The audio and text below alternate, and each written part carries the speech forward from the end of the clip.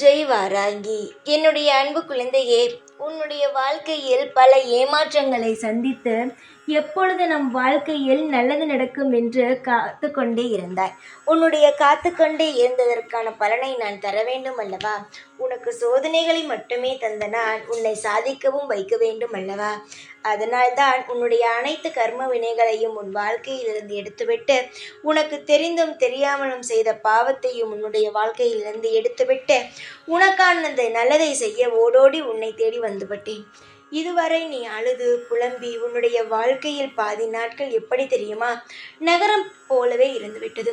அந்த நகரத்தை நான் நிச்சயமாகவே உடைத்து சொர்க்கமாக உனக்கு மாற்றித் தருவேன்.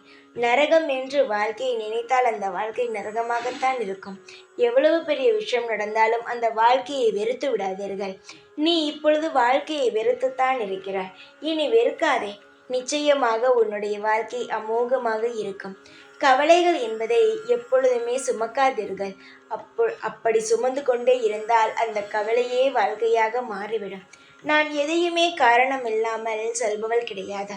எல்லாவற்றையும் காரணத்துடன் சொல்பவள். இந்த வாராகியை அனைவருமே என்ன தெரியுமா நினைக்கிறீர்கள்? இவள் வெறும் பேசுவாள், ஆனால் எதையுமே செய்யவே மாட்டாள். வாராகி பேசுபவள் அல்ல.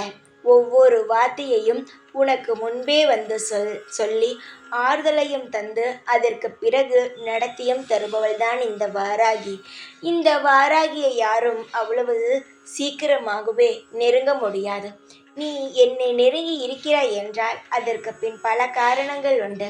உன்னுடைய வாழ்க்கையில் நடக்கும் அனைத்து பிரச்சனைகளையுமே தடுத்து இன்பங்களை தரவே நான் உன்னை தேடி வந்துவிட்டேன். இனி உன் வாழ்க்கையில் இன்பங்கள் மட்டும் நிறைந்து இருக்கும். கவலைகள் இருக்காது. அதனால் சந்தோஷமாக இரு. எப்பொழுதும் உன் கூடவே இருப்பேன். இந்த வாராகி நான். ஜெய் வாராகி.